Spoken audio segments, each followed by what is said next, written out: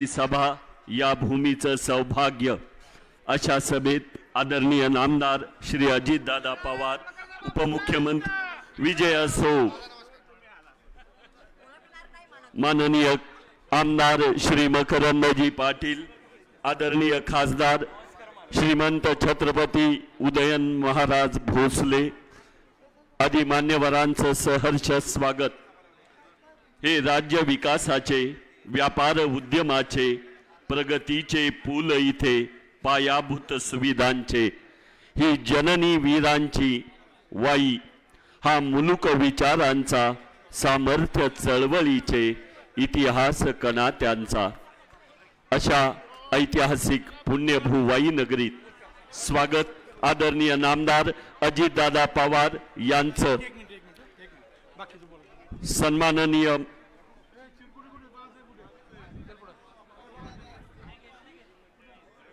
नामदार श्री अजितदादा पवार, उपमुख्यमंत्री महाराष्ट्र राज्य यांचं या सभेत स्नेहपूर्वक आदरपूर्वक स्वागत।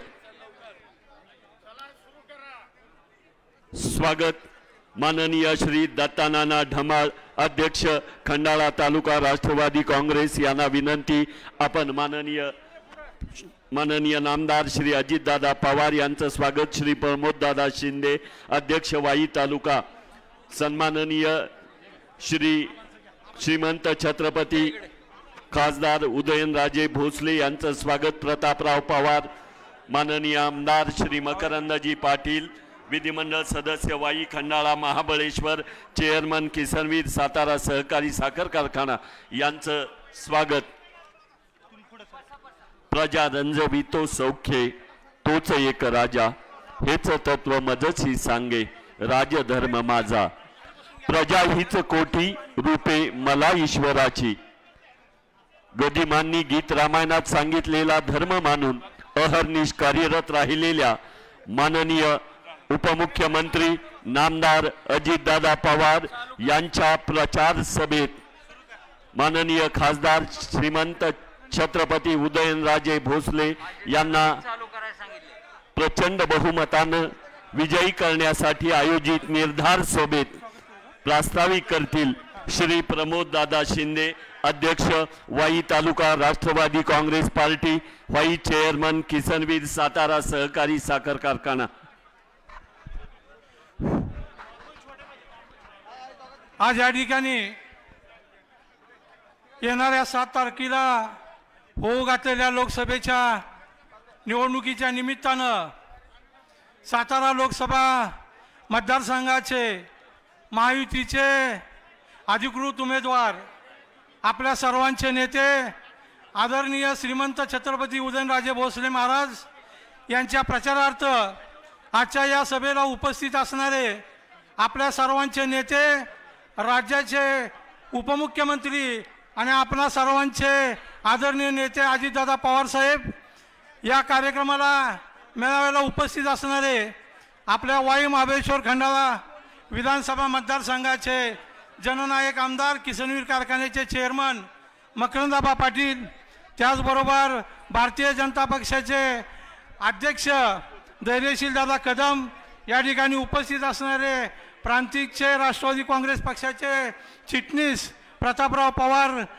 अमितदादा कदम, अशोक बाबू, त्याचबरोबर मंचकावर उपस्थित असणारे वाई महाबळेश्वर खंडाळा तिन्ही तालुक्यांचे सर्व पक्षांचे अध्यक्ष, विविध संस्थांचे सर्व पदाधिकारी, मंचकावर उपस्थित असणारे सर्व नेतेगण आणि या मेळाव्यासाठी उपस्थित असणारे आपण सर्व माता भगिनी, तरुण मित्रांनो आणि पत्रकार बंधूंनो, आपणा सर्वांना कल्पना आहे की गेले अनेक दिवस लोकसभा निवडणुकीच्या निमित्तानं या ठिकाणी प्रचाराची रणधुमाळी चालू आहे।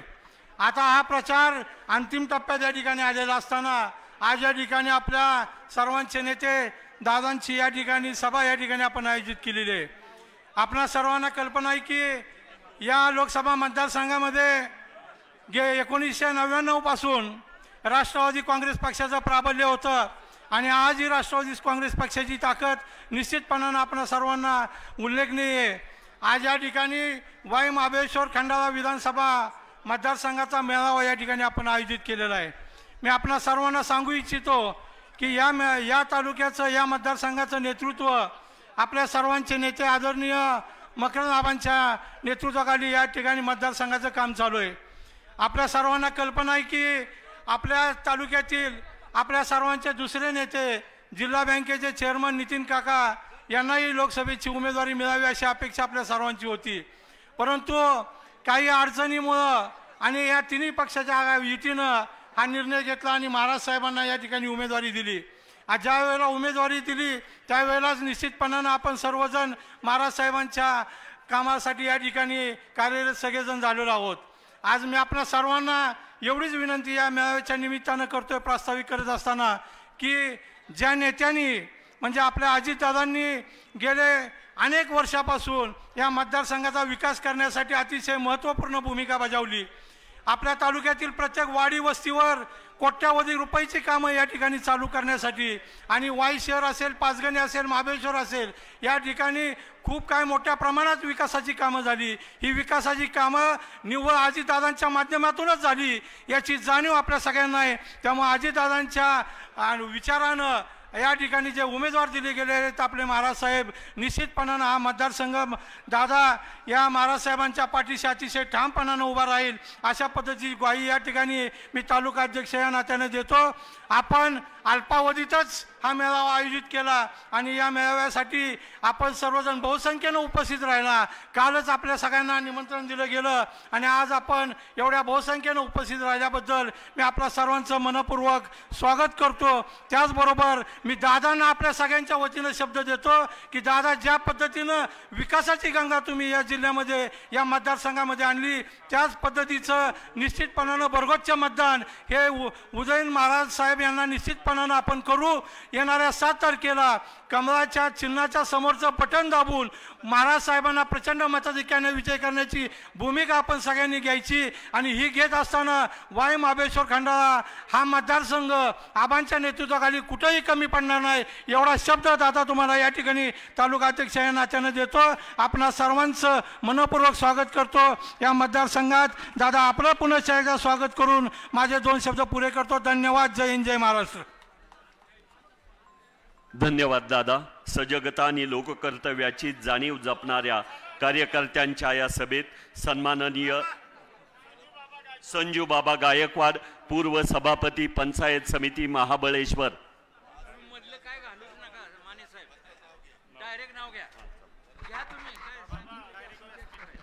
धन्यवाद। आज या वाई नगरीमध्ये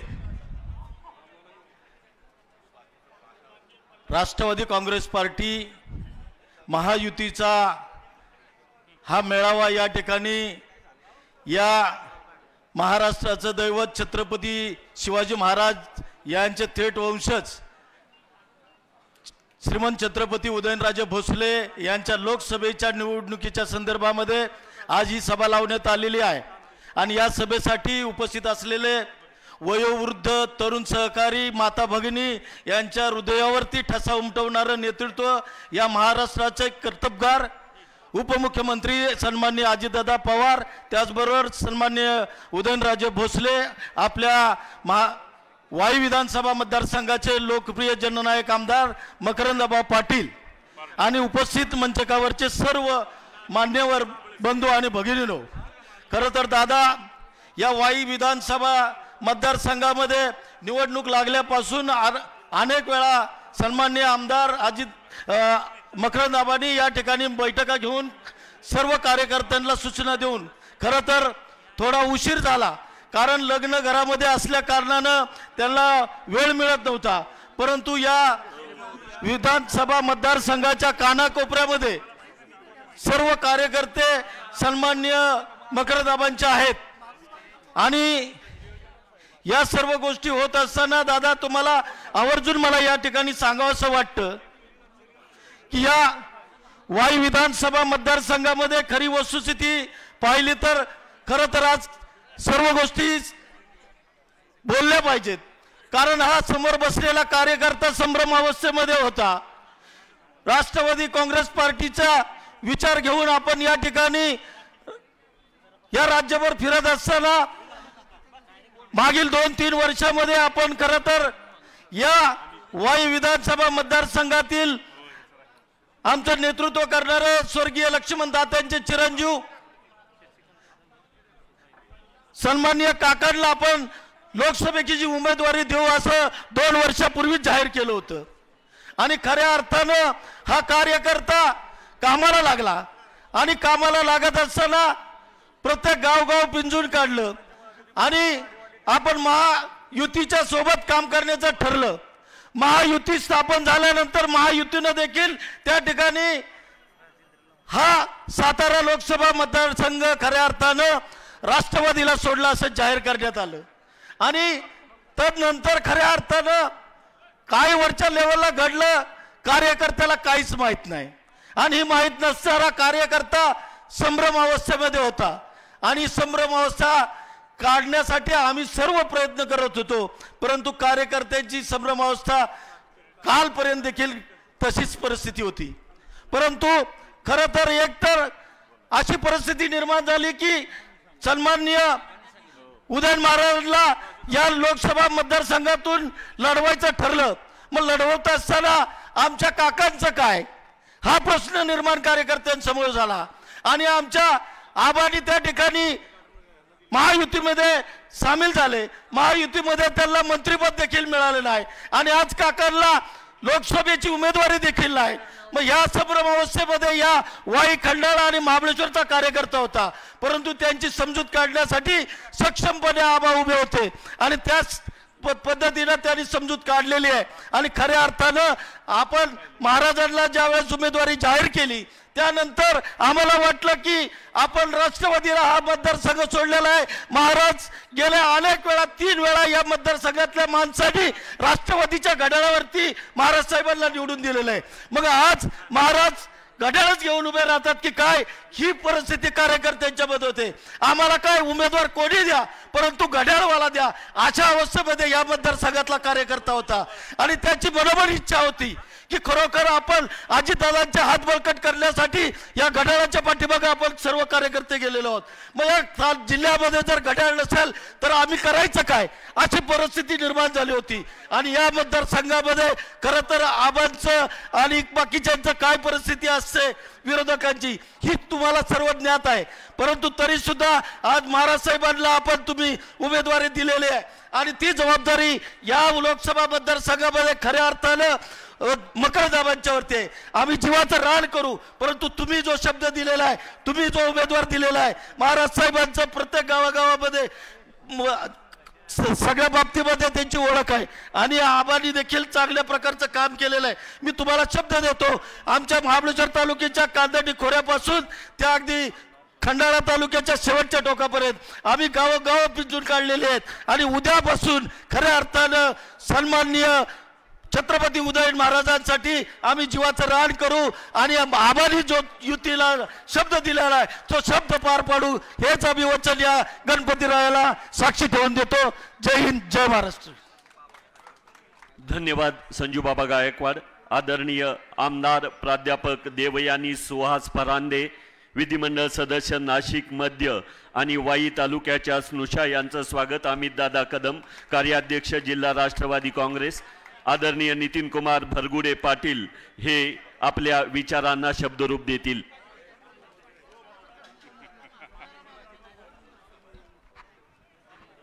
तुम्हा सर्वांचे नेते आणि राज्याचे नेते खऱ्या अर्थानं यशवंतराव चव्हाण साहेबांचे वारसदार आणि महाराष्ट्राचा उद्याच्या सामान्य जनतेचा स्वाभिमान आदरणीय नामदार अजितदादा पवार साहेब, तुम्हा सर्वांचे लोकसभेचे उमेदवार छत्रपती शिवाजी महाराजांचे थेट 13वे वंशज आदरणीय छत्रपती उदयनराजे भोसले साहेब, वाई खंडाळा महाबळेश्वर तालुक्याचे कर्तबगार आमदार तुम्हा सर्वांचे नेते आदरणीय मकरंदजी पाटील साहेब, आदरणीय देवयानी फरांदे, व्यासपीठावरची सर्वच मंडळी।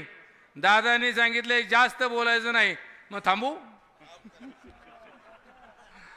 आदरणीय दादा लोकसभेची निवडणूक आहे.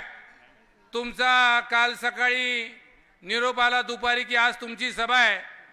तुमच्या सभेच्या निरोपावर मकरंद पाटलांच्या शब्दावर मंडई फुल झालेली आहे. याचा अर्थ तुम्ही समजून घ्या की तुमच्या भोवती प्रेम करणारा वाई खंडाळा महाबळेश्वर मतदारसंघ आहे. लोकसभेचे उमेदवार श्रीमंत छत्रपती उदयनराजे भोसले यांच्या बाबतीत एकाच वाक्यात सांगेल, आपल्याला छत्रपती शिवाजी महाराजांच्या गादीचा अभिमान आहे. या गादी करता उदयनराजे भोसलेंना मतदान करा अशी मकरंद पाटील अजित पवार साहेबांच्या वतीनं आपणाला विनंती करतो. लोकसभेच्या निवडणुका दादा राजकारणाच्या अनेक बदलामध्ये जर बघितलं तर आमच्यासारख्या कार्यकर्त्याला इतक्या वर्षातला राज्यातला एवढा बदल बघायला मिळाला नाही. परंतु अजितदादासारखा माणूस या राज्याला नेतृत्व करतो. दादा हजारो कोटी रुपयाची कामं मकरंद पाटलांच्या मतदारसंघामध्ये तुमच्यामुळं झालेली आहेत. आणि मग हे करत असताना आज जर राज्याची परिस्थिती बघितली किंवा देशामध्ये जर कुठं बघितलं तर अजितदादांच्याकडे सर्वांचं लक्ष आहे. म्हणून करता तुमच्या आमच्या दृष्टीनं उद्याची निवडणूक करत असताना आदरणीय अजितदादांचं नेतृत्व या राज्यामध्ये देशामध्ये भरलं पाहिजे. अनेक लोक वेगवेगळ्या पद्धतीने बोलत असतात, परंतु खऱ्या अर्थानं निवडणुका आल्या की चव्हाण साहेबांचं नाव सगळेच जण घेतात. परंतु ते नाव घेण्याचा या राज्यामध्ये फक्त एकाच माणसाला अधिकार आहे.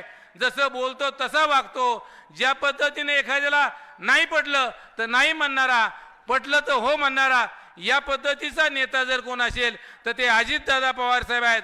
म्हणून करता आपणाला या निवडणुकीकडे बघत असताना या राज्याचे नेते अजितदादांच्या बाबतीमध्ये खरं तर आम्हा सर्वांना एवढा अभिमान आहे की अजितदादांच्याकडे बघूनच राज्य फुलतं, राज्याचं नेतृत्व निश्चितपणानं मोठं होत असतं. आणि चव्हाण साहेबांचा कालखंड, चव्हाण साहेबांचा सातारा जिल्हा, छत्रपती शिवाजी महाराजांचा सातारा जिल्हा, क्रांतिसिंह नाना पाटील, किसनवीर आबा, यशवंतराव चव्हाण, बाळासाहेब देसाई, ज्योतिबा फुले, महात्मा ज्योतिबा फुले, सावित्रीबाई फुले, भली मोठी मोठी माणसं या जिल्ह्यामध्ये जन्माला आलेली आहेत. आणि म्हणून करता या जिल्ह्याचा वारसा जर टिकवायचा असेल, दादा राज्यामधल्या निवडणुकीमध्ये सातत्यानं कार्यकर्त्यांचं लक्ष अजित पवार साहेबांच्याकडे असतं. अजितदादा निश्चितपणानं उद्याचा काळ तुम्हाला उदयनराजे भोसले आणि मकरंद पाटील साहेबांना चांगला आहे, या बाबतीमध्ये कुणाच्याही मनामध्ये शंका असायचं कारण नाही आहे. दादा शेवटी निवडणुका म्हटलं की आमचे उदयनराजे भोसले साहेब, खासदार साहेब, मी त्यांना परवा सांगितलं, तुम्ही निव्वळ आमच्याकडे बघून हसलात ना तरी कार्यकर्त्यांची कामं होत असतात. त्यामुळे तुमचं ते फील वेगळं आहे. आणि मग या निवडणुकीमध्ये बघत असताना अजितदादा तुम्ही तर जिंकणार आहातच आहात, परंतु एक नक्की आहे, तुमच्या भाषणाने आम्हाला खूप काही शिकवलंय, तुमच्याकडनी खूप काही शिकतासारखं आहे. दादाला विलन करून जर राज्यात कुणाला वाटत असेल आम्ही सगळे मोठे होणार आहे तर ते होऊ शकत नाहीत. दादाच मोठा होऊ शकतो एवढी ताकद निश्चितपणानं दादांच्यामध्ये आहे. निवडणुकीकडे बघितलं तर कुणी आयऱ्यासारखा सैर्या उठतो आणि दादांच्याकडे बोलायचा प्रयत्न करतो. तुझी उंची किती, तुझी लायकी काय, तू माझ्यावर बोलू शकत नाही ते दादांच्यावर काय बोलतो. त्यामुळे आपापली उंची आपण प्रत्येकाने बघितली पाहिजे. एवढंच मला या निमित्ताने सांगायचे. दादा खरं तर बोलण्यासारखं खूप आहे. या राज्यामधला, या जिल्ह्यातला एक काळ तर मकरंद पाटलांच्या मतदारसंघामध्ये 1100 कोटी रुपयाची कामं अजितदादांनी केलेली होती. दादा ती आत्ता सुद्धा एवढ्या मोठ्या प्रमाणामध्ये आमच्या मतदारसंघात कामं आहेत. आणि मग उद्याची निवडणूक बघत असताना मकरंद पाटील, उदयनराजे भोसले साहेब आणि अजितदादा यांच्याकडे बघूनच ही निवडणूक करावी. यापेक्षा आधी काही न बोलता आदरणीय मकरंदाबा, आदरणीय उदयनराजे भोसले, अजितदादांना मनापासून शुभेच्छा देऊन या ठिकाणी थांबतो. जय हिंद, जय महाराष्ट्र. माननीय श्री अशोकराव बापू गायकवाड, अध्यक्ष पश्चिम Maharashtra Republican party of India.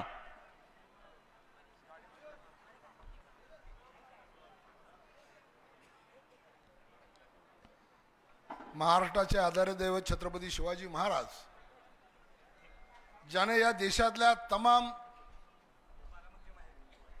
माणसांना या देशाचं मालक बनवलं आणि या देशातल्या प्रत्येकाला मताचा अधिकार प्राप्त करून दिला ते परमपूज्य डॉक्टर बाबासाहेब आंबेडकर आज लोकसभेच्या निवडणुकीसाठी प्रचार दौऱ्यावर उपस्थित असलेले महाराष्ट्राचं खंबीर नेतृत्व, त्याचबरोबर ज्यांच्या नावात दादा आहे, ज्यांच्या मनगडात दादा आहे आणि ज्याच्या विचारात दादा आहे, असे आमच्या सगळ्यांचे आदरणीय दादा अजितदादा पवार या सातारा लोकसभा मतदारसंघाचे सन्माननीय उमेदवार, आपल्या सर्वांचं लाडकं नेतृत्व आणि प्रत्येकाला हवं असं वाटणारं आणि छत्रपतीचा वारसा जतन करत तुम्हाला आणि मला एक वेगळी सावली जन्माला घालून देणारं श्रीमंत छत्रपती उदयनराजे भोसले या विधानसभेचे आमदार, सातत्यानं तुमच्या आणि माझ्या प्रश्नावर सतत लढत असणारा नेता आणि 24 तास ऑनलाईन असणारा नेता, त्याचबरोबर प्रत्येकाचा जननायक म्हणून ज्याला संबोधलं जातं ते आमचे सहकारी मित्र मकरंदाबा पाटील, मंचगावर उपस्थित असलेले दमयंती परांदे आमदार, त्यांच्यासोबत आले त्यांचे सगळे सहकारी, आता नावं सगळी घेत नाही आहे, भाजपचे सन्माननीय अध्यक्ष माननीय कदम आणि या व्यासपीठावर उपस्थित असलेले सर्वच मान्यवर मित्रांनो, मी काय जास्त वेळ घेणार नाही दादा, पण सध्या एक वावटळ उठलेली आहे जी वावटळ सांगते की महायुतीची सत्ता या देशामध्ये आली तर या देशाचं संविधान बदललं जाणार आहे आणि संविधानाला वाचवण्यासाठी आम्ही एक लढतोय, अशा पद्धतीचं वादळ उभं करण्याचं काम हे महाविकास आघाडीकडनं सुरू झालेलं आहे. आणि म्हणून मी या विषयावर एवढंच बोलणार आहे की जर या देशामध्ये महायुती निवडून आली, महायुती स्थिर झाली तर 100% या देशामधलं संविधान बदललं जाणार नाही. याचं कारणच असं आहे, या देशाचे पंतप्रधान आदरणीय मोदी साहेब ज्यावेळेला देशाचे पहिल्यांदा पंतप्रधान झाले आणि ते संसदमध्ये गेले, संसदमध्ये गेल्यावर संविधानावर नतमस्तक होऊन ज्यांनी शपथ घेतली आणि सांगितलं की हा माझा राष्ट्रग्रंथ आहे, असा पंतप्रधान या देशाचं संविधान बदलू शकतो का? पण महाविकास आघाडी जर या देशात सत्तेत आली तर निश्चितच संविधान बदललं जाणार आहे. कारण आम्हाला सगळ्यांना ज्ञात असेल, डॉक्टर बाबासाहेब आंबेडकरांना ज्यांनी निवडणुकीमध्ये पाडलं आणि बाबासाहेबांना संसदमध्ये येऊ देणार नाही अशा वल्गण्या केल्या, ज्या पक्षानं वल्गण्या केल्या त्या पक्षानं बाबासाहेबांची दारं बंद करण्याचा संसदेमधला प्रयत्न केला आणि बाबासाहेबांना संसदेबाहेर ठेवण्यासाठी त्यांनी अट्टास केला. तो पक्ष या देशामध्ये निश्चितच संविधान बदलू शकतो. तर मग या देशामध्ये संविधान वाचवणारा कोण आणि संविधान बदलणारा कोण, या हित असलेल्या प्रत्येकानं मनामध्ये ठरवलं पाहिजे. आज आपण कुठल्या परिस्थितीवर उभे आहोत, कुठल्या वादळातनं आपण निघालेलो आहोत आणि कुठलं वादळ आपल्याला अडवायचं आहे आणि कुठलं वादळ जिंकवायचं आहे, ह्याची सगळ्यांची ताकद, या सगळ्याचं ताकद तुमच्या आमच्या मनगडात आहे, तुमच्या आमच्या हातामध्ये आहे. कारण बाबासाहेब आंबेडकरांनी आम्हाला एक मताचा अधिकार दिला आहे, तो या देशामध्ये लोकशाही प्रस्थापित करतो. एक मताचा अधिकार इथलं सरकार ठरवतो, एक मताचा अधिकार इथला खासदार ठरवतो. आम्हाला उदयनराजांनाच निवडून द्यायचं आहे आणि कमळाच्या चित्रावर शिक्का मारायचा आहे. हा शिक्काच खऱ्या अर्थाने येणाऱ्या देशाच्या विकासाचा शिक्का ठरणार आहे. छत्रपती शिवरायांच्या गादीचा सन्मान होणार आहे आणि छत्रपती शिवरायांची गादी ही रयतेची गादी आहे आणि ही रयतेची गादी जर आपल्याला ताकदीने उभी करून देशाच्या राजकारणामध्ये उभी करायची असेल तरच या देशामध्ये छत्रपती शिवाजी महाराजांना अभिप्रेत स्वराज्य उभं राहील आणि ते उभं करण्यासाठी मोदीजी उभे आहेत. विकासाच्या मुद्द्यावर बोलायचं झालं तर काँग्रेसच्या काळामधला विकास आपण जवळनं बघितलेला आहे. दादा, आम्ही कॉलेजमध्ये होतो त्यावेळेला आम्हाला स्लीपर घेतल्यावर 3 वेळा बंद बदलायला लागायचे, पण आता आम्ही दर 3 महिन्यानं नवी चप्पल बदलतोय. हा जर विकास नसेल तर विकास म्हणजे नेमकं काय असतं हा प्रश्न विचारावा लागेल. पूर्वी आम्हाला सायकल घेण्याची कुवत नव्हती, आज आमच्या दारामध्ये मोपेड्स आलेले आहेत, आमच्या दारामध्ये स्कूटी आलेल्या आहेत. मोटरसायकल आलेल्या आहेत. आमचं पोरगं माचीसाना निघाल तर मोटरसायकलला किक मारतंय. मग विकास म्हणजे नेमका काय असतं? त्यामुळे विकासाच्या दिशेने आम्ही निघालेलो आहोत आणि हा विकास आम्हाला निश्चित अभिप्रेत आहे की उद्याचा काळ याहीपेक्षा दुपटीने वेगाने विकास करायचा असेल आणि 4 तासात मुंबईला जाणारा माणूस जर 3 तासात जावायला न्यायचा असेल तर आम्हाला महायुतीशिवाय पर्याय नाही.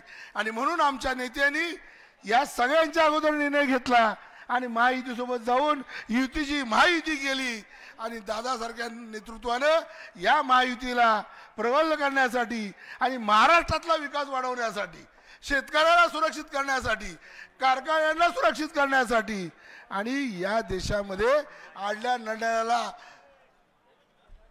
नडलेल्या माणसाला सहकारात उभं करण्यासाठी दादाने एक प्रचंड मोठा निर्णय घेतलेला आहे की दादा म्हणजे विकास आणि दादाच म्हणजे या देशाची प्रगती आहे आणि दादा म्हणजे निधी आहे आणि दादा म्हणजे क्रांती आहे.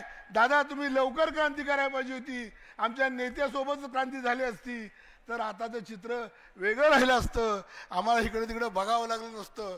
आणि तुमच्या सोबतीला माननीय मकरंदाबा पाटील आहेत, ज्या मकरंदाबाचा शब्द विरोधक सुद्धा मोडत नाहीत. मी सातत्यानं आबाच्या विरोधात बोलत असतो पण आबानं फोन केल्यावर त्यांचा शब्द कधीच मोडत नसतो. कारण आतलं नातं आमचं वेगळं असतं आणि बाहेरचं नातं वेगळं असतं. त्यामुळं मकरंदाबा कसेही दिसले तरी दादांचे खंदे समर्थक आहेत. आणि उद्याची निवडणूक संजयराव आबाच्या सांगण्यावर उदयन महाराजांच्या पाठीशी आपण सगळे आलेलो आहोत. मला विश्वास आहे आबा सातारा जिल्ह्यात जेवढ्या विधानसभा आहेत त्या सगळ्या विधानसभापेक्षा आपण वरचढ ठरलं पाहिजे तरच खऱ्या अर्थानं आपण छत्रपतीच्या गादीचे वारसदार ठरणार आहोत आणि उदयनराजाचे पाठराखे म्हणून छत्रपती शिवरायांच्या गादीचा सन्मान करणार आहोत. एवढंच बोलतो आणि थांबतो. जय भीम, जय भारत. क्रांतिकारी आणि पथदर्शी नेतृत्व मकरंदजी पाटील.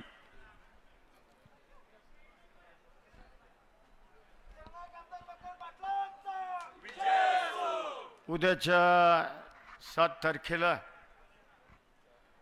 होऊ घातलेल्या लोकसभेच्या निवडणुकीच्या निमित्तानं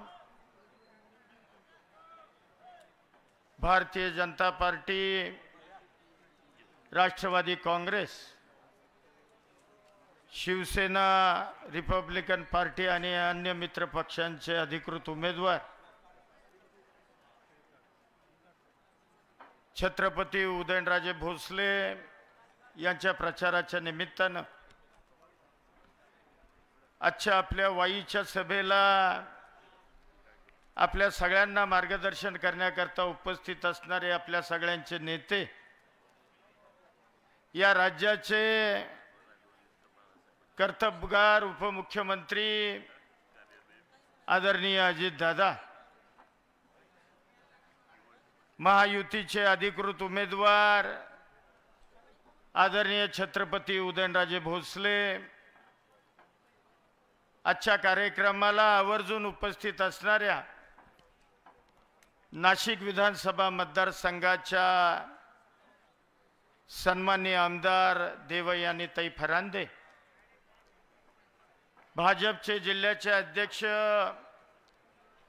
धैर्यशील दादा कदम, रिपब्लिकन पार्टीचे प्रमुख अध्यक्ष अशोक बापू गायकवाड, ज्येष्ठ नेते आदरणीय बकाजीराव आबा, जिल्हा बँकेचे चेअरमन नितीन पाटील, उदयराव कबुले, नितीन बापू, शशीदादा, मी आता नावं सगळ्यांची घेत नाही.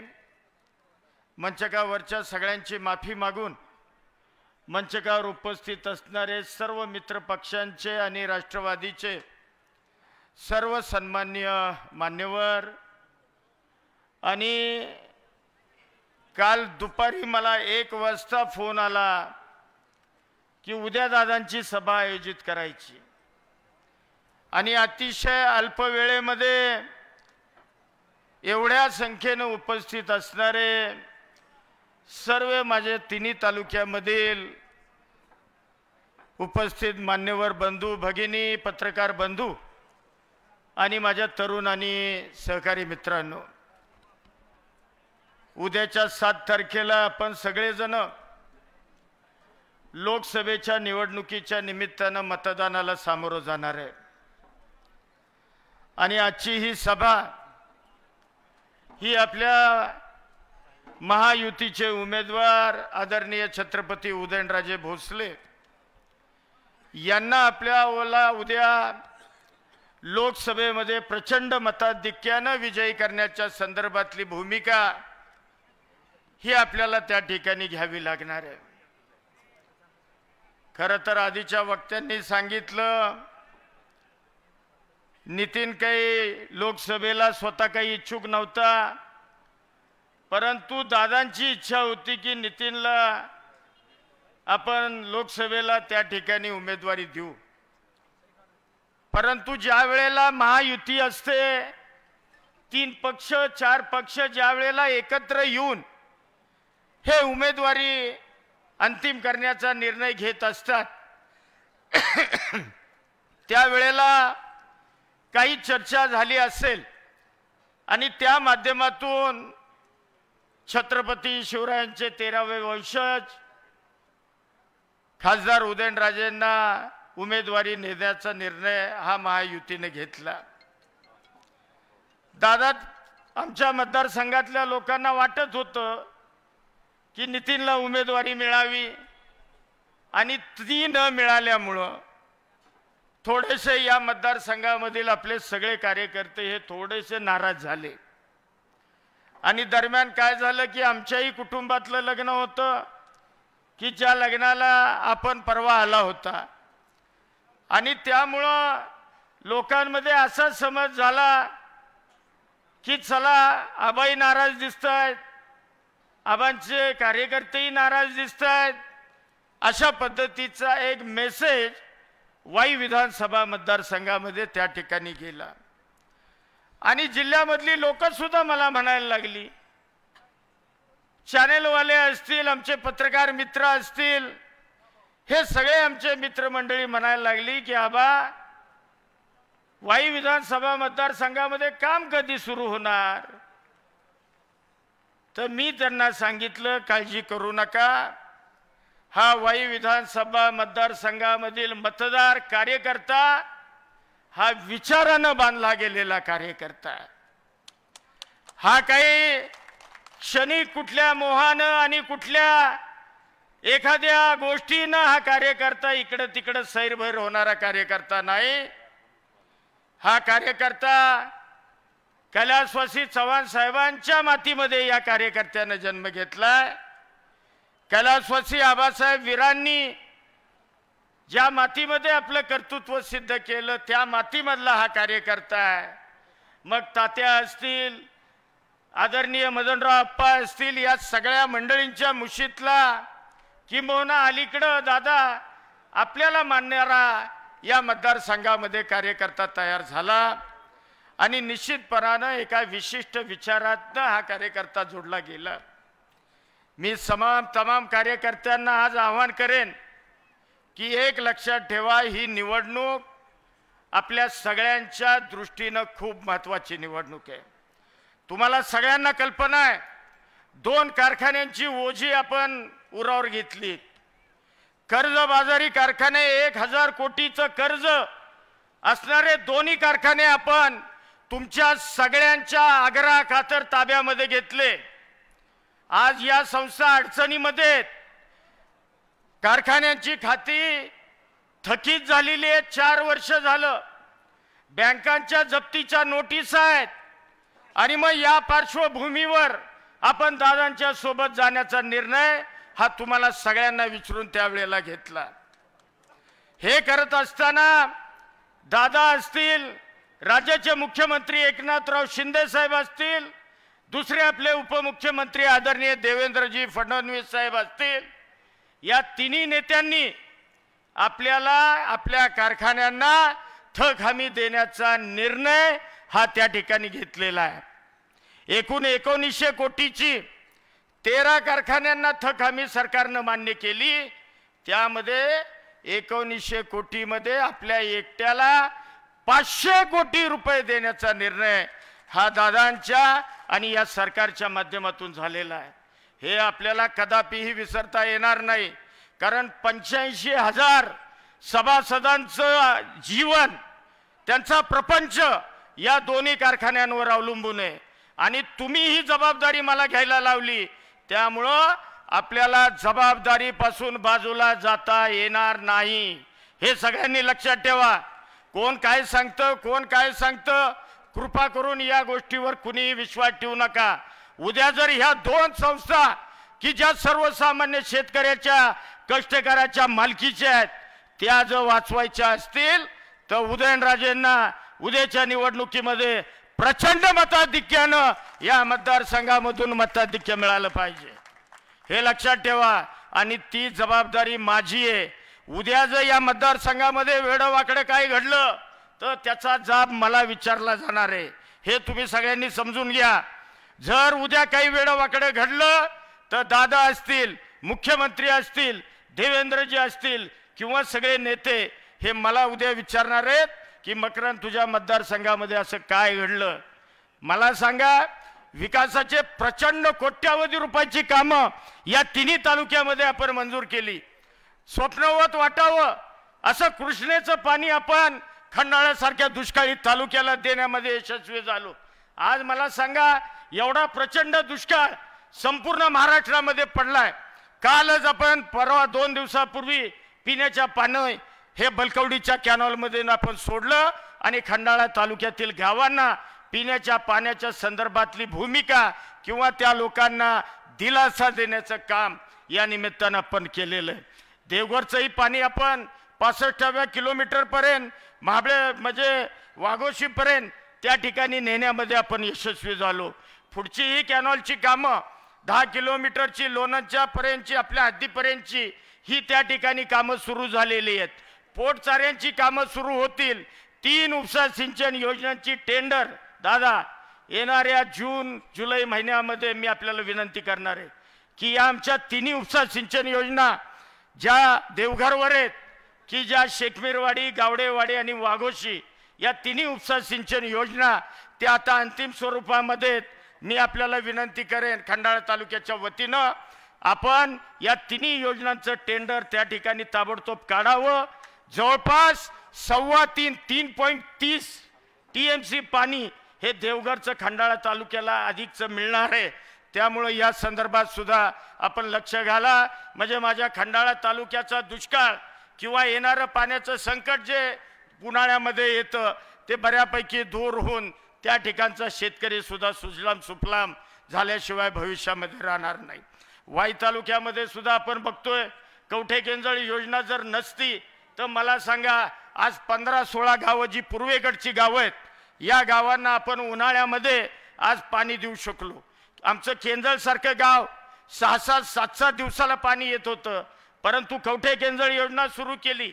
वेळ्यासारखं आमचं गाव असेल, आमचं गुळुंब असेल, चांदक असेल, अगदी इकडं शेंदूरजणं बोपर्डीपर्यंत या सगळ्या गावांना या कवठे केंजळच्या पाण्याचा लाभ झाला आहे. आणि निश्चितपणानं शिरगाव आनवडी असेल इथं सुद्धा आपण येणाऱ्या 4 दिवसामध्ये हे पाणी पोचवण्याचा प्रामाणिकपणानं प्रयत्न करतोय. म्हणजे कवठे केंजळची योजना सुद्धा दादांच्यामुळेच झाली, त्यामुळं आपल्या गावांचा काही प्रश्न मिटलाय. धोम डाव्या उजव्यामुळं काही गावांचा प्रश्न मिटतोय. जललक्ष्मीच्या योजनेमुळं जललक्ष्मीची योजना दादांमुळेच झाली, त्यामुळं पश्चिम भागातल्या या भागाचा सगळ्या शेतीचा आणि पिण्याच्या पाण्याचा प्रश्न मिटलेला आहे. आता दादा या खोऱ्यामध्ये एक आपल्याला जांभळीचा केटीवेर त्याची कॅपॅसिटी वाढवून जसं जललक्ष्मी केली तशी या खोऱ्यामध्ये सुद्धा आपल्याला लवकरात लवकर ती योजना मंजूर करावी लागणार आहे. आणि जे नागेवाडीचं सुद्धा आपण कॅनॉल पूर्ण केले आपल्याच काळामध्ये, आप्पांनी धरण बांधलं, त्याच्यानंतर कॅनॉलची कामं ही माझ्या काळामध्ये त्यावेळेला पूर्ण झाली. त्यामुळं माझ्या भावजांच्या वाड्या वस्त्या यांना सुद्धा शेतीचा आणि पिण्याच्या पाण्याचा प्रश्न हा दूर झालेला आहे. महाबळेश्वर असेल, महाबळेश्वर तालुक्यामध्ये सुद्धा अनेक कामं आपण केली. विशेषतः दादा अतिवृष्टी 2-3 वर्षापूर्वी झाली. ताई 24 तासामध्ये 900 मिलीमीटर पाऊस हा माझ्या महाबळेश्वर तालुक्यामध्ये झाला.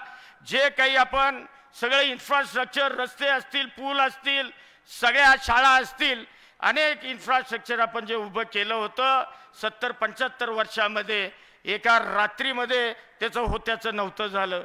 परंतु दादांना मी विनंती केली की दादा, आपण महाबळेश्वर तालुक्यामध्ये हे त्या ठिकाणी जी आमची दुरावस्था झाली, वाईच्या पश्चिम भागामध्ये अनेक गावांमध्ये काही लोक मृत झाली, जोर असेल, कोंडावळचे असेल, देवरुखवाडी, अशा लोकांचे खूप हाल झाले.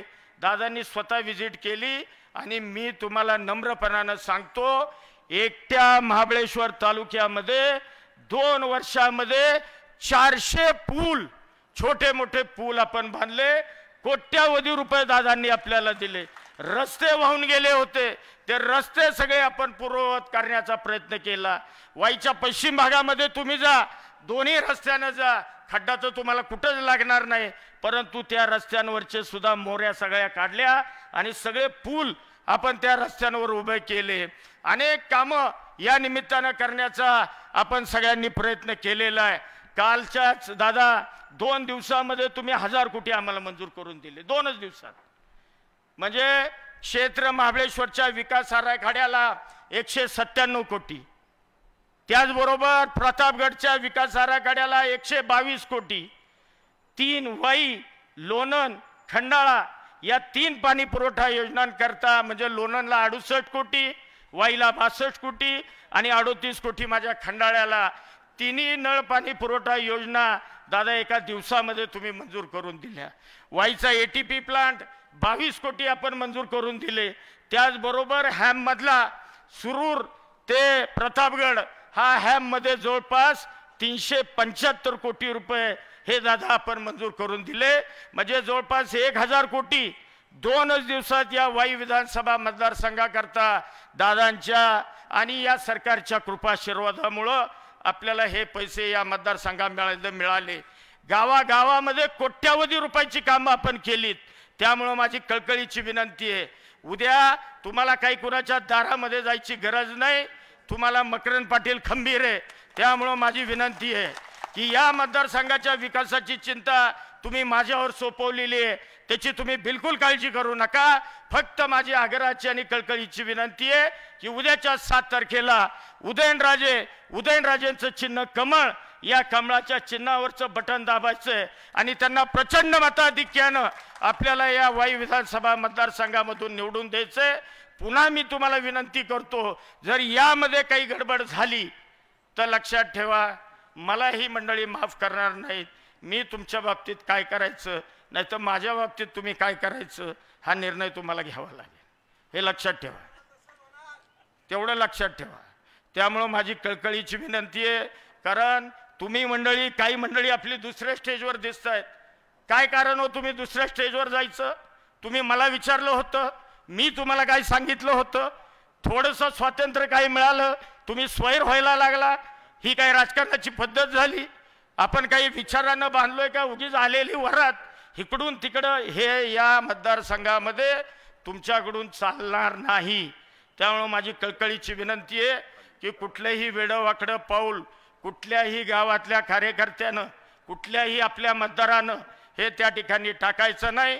आणि प्रचंड मताधिक्यानं उदयनराजेंना या विधानसभा मतदारसंघातनं आपल्याला त्या ठिकाणी दिल्लीमध्ये पुन्हा पाठवायचं आहे आणि ते काम आपण या ठिकाणी 7 तारखेला करावं ही आग्रहाची आणि कळकळीची विनंती करतो. आणि दादा, आपण या सभेकरता आपली वेळ दिली त्याबद्दल या विधानसभा मतदारसंघाचा प्रतिनिधी म्हणून मी तुमचं, देवयानी ताई तुमचं आणि सगळ्या मान्यवरांचं या ठिकाणी आभार व्यक्त करतो आणि माझे 2 शब्द थांबवतो. जय हिंद, जय महाराष्ट्र.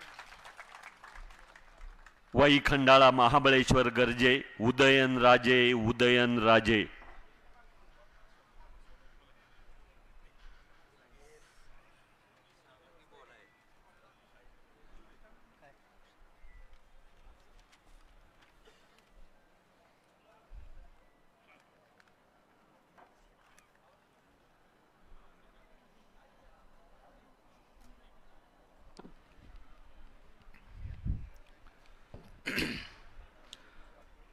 सर्वात प्रथम या ठिकाणी छत्रपती शिवाजी महाराज, ज्येष्ठ नेते किसन व्ही राभा, मदनप्पा, लक्ष्मणराव तात्या, बाळासाहेब भिलारे या सर्व महान नेत्यांना विनम्र व्यक्तीच्या माझ्या वतीने, व्यासपीठावर उपस्थित असलेले सर्व मान्यवरांच्या वतीने आणि समोर माझ्या उपस्थित असलेले सर्व आपण लोकशाहीतल्या राजांच्या वतीने मी विनम्र अभिवादन करतो. आज या ठिकाणी आवर्जून ह्या अशा अत्यंत महत्त्वाच्या धावपळीच्या अंतिम टप्प्यात आज आदरणीय अजितदादांनी आपल्याला वेळ दिली, ते या ठिकाणी आपल्याला संबोधित करायला आले आणि नुकतंच ह्या मतदारसंघाचे कार्यक्षम आमदार, कार्यसम्राट आमदार मकरंद आबा यांनी त्यांच्या मनोगतामध्ये संपूर्ण काय काय कामं झाली याचं संपूर्ण आपल्यासमोर तपशील दिला आणि त्याकरता दादा या ठिकाणी आले. मी मनापासून या ठिकाणी त्यांचं स्वागत करतो. या ठिकाणी आवर्जून आमदार देवयानीताई फरांदे देखील माझं मनोबल वाढवण्याकरता आल्यात, त्यांचं देखील मी स्वागत करतो. आणि व्यासपीठावरती उपस्थित असलेले ज्येष्ठ नेते बकाजी आबा पाटील, माझे मित्र नितीन काका पाटील, प्रतापराव अण्णा, धैर्यशील दादा कदम, अशोकराव बापू गायकवाड, अमित कदम, उदय कबुले, संजय बाबा गायकवाड, नितीन बुरगडे पाटील बापू, राजू शेठ राजपुरे, दत्तानाना ढमाळ, बाबूराव संगपाळ, प्रमोददादा शिंदे, श्यामराव गाढवे, शशीदादा पिसाळ, दिलीप बाबा पिसाळ, सुनील तात्या काटकर, मदनप्पा भोसले, अनिल सावंत, राजेंद्र अण्णा तांबे, विशाल तोष्णीवाल, सीमाताई जाधव, स्मिताताई देशमुख, किरण नाना साबळे, राजेंद्र लवंगारे, मनीषाताई कैसास, विमलताई पार्टे आणि असंख्य या ठिकाणी उपस्थित सर्व ज्येष्ठ श्रेष्ठ या मतदारसंघातले सर्व वडीलधारी मंडळी, माता भगिनी आणि माझ्या तरुण मित्रांनो, सर्वप्रथम या ठिकाणी आज आमच्या सगळ्या मकरंद आबांच्या विनंतीला आणि माझ्या विनंतीला मान देऊन आपण या ठिकाणी आपला बहुमोल वेळ खर्च करून वेळात वेळ काढून आपण या ठिकाणी आल्याबद्दल आपल्या सगळ्यांचे मनपूर्वक मी स्वागत करतो आणि आभारी मानतो. मकरंद आबांनी त्यांच्या भाषणात उल्लेख केला की विकास कामांचा उल्लेख केला. मला त्यावर एवढंच सांगावंसं वाटतं की ज्या वेळेस एवढ्या मोठ्या प्रमाणात जेव्हा निधी उपलब्ध होतो त्याच्या मागं कारणं असतात.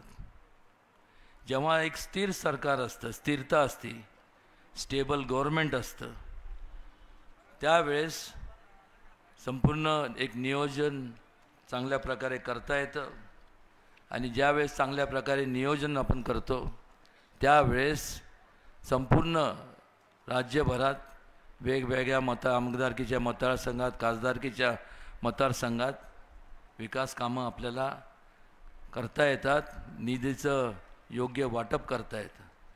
दर 5 वर्षांनंतर निवडणुका ह्या अटळ असतात आणि ह्या 5 वर्षाच्या कालावधीत जेव्हा निवडणूक पार पडतात त्यावेळेस एक 5 वर्षाचा डेव्हलपमेंट प्रोग्राम आखला जातो.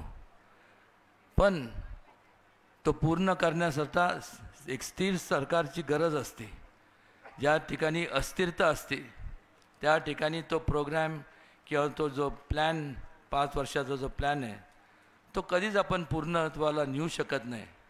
आज महायुतीच्या माध्यमातून अनेकांनी तोंडसुख त्यावेळेस घेतलं की अजितदादा असतील, मग मुख्यमंत्री एकनाथराव शिंदे साहेब असतील की यांनी गद्दारी केली किंवा त्यांनी वेगळा चौथा सुभा निर्माण केला. तसं नाही. जर कामच होत नव्हती आणि अस्थिरता ज्या ठिकाणी असती त्यावेळेस एक जबाबदार व्यक्ती म्हणून एक लोकप्रतिनिधी म्हणून दादांनी आणि एकनाथ शिंदेनी जे पाऊल उचललं ते पाऊल योग्यच होतं. कारण की जेव्हा आपण लोकप्रतिनिधी म्हणून जेव्हा आपण लोक आपल्याला निवडून देतात त्यावेळेस त्यांच्या आपल्याप्रती विश्वास ते व्यक्त करतात. त्या विश्वासाला वाटेल त्या परिस्थितीत तडा जाऊन दिला नाही पाहिजे.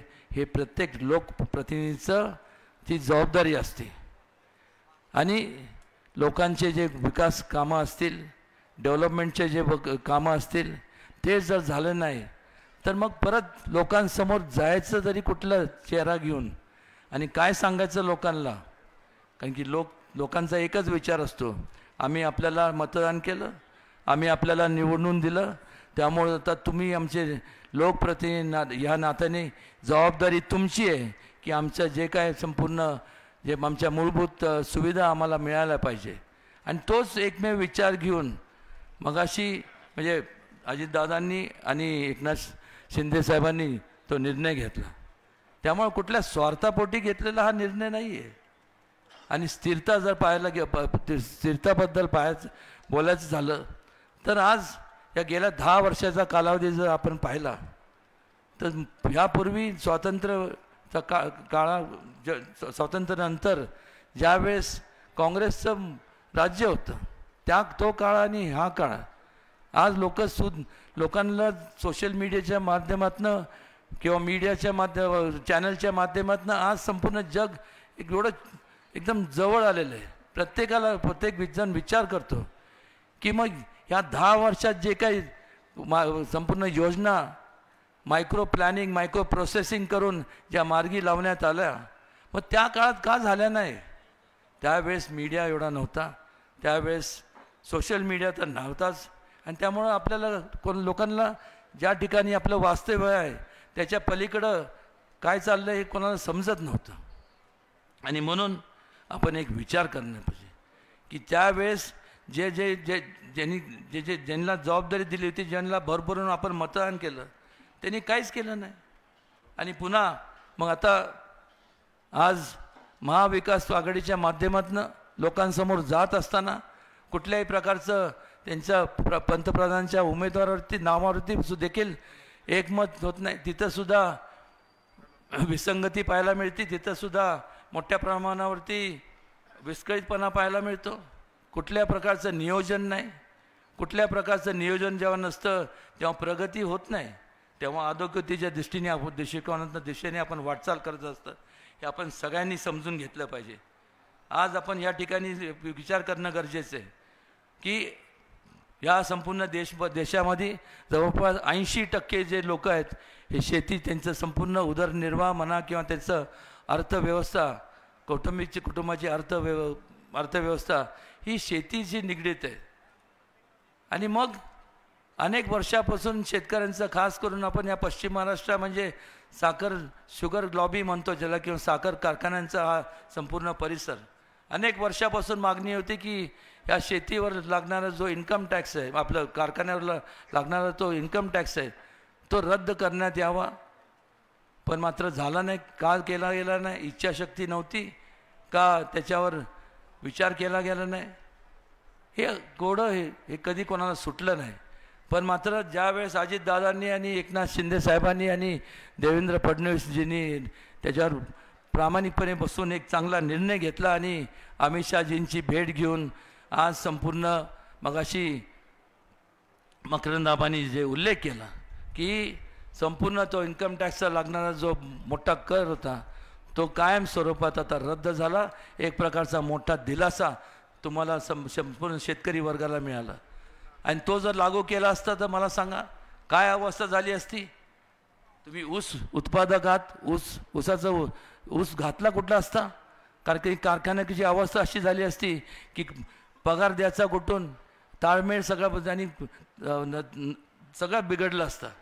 आणि त्यामुळं या बारकावे पाहणारं आता जे भारतीय जनता पक्ष आणि महायुतीचं शासन आहे हे एक प्रगतीच्या दिशेने वाटचाल करत आहे. त्याचबरोबर आपल्या ह्या संपूर्ण एवढ्या बारकाईने म्हणजे त्या काळात नुसत्या घोषणा झाल्या, गरिबी हटाव देश बचाव, जय जवान जय किसान. काय योजना आखल्या गेल्या गरिबांसाठी, काय योजना किंवा योजना राबवल्या गेल्या जवानांसाठी, काय योजना राबवल्या गेल्या किसानांसाठी म्हणजे शेतकऱ्यांसाठी. नुसतं घोषणा दिल्या आणि लोकांचे पोतांनी भरभरून मतं अनेक वर्ष घेतली.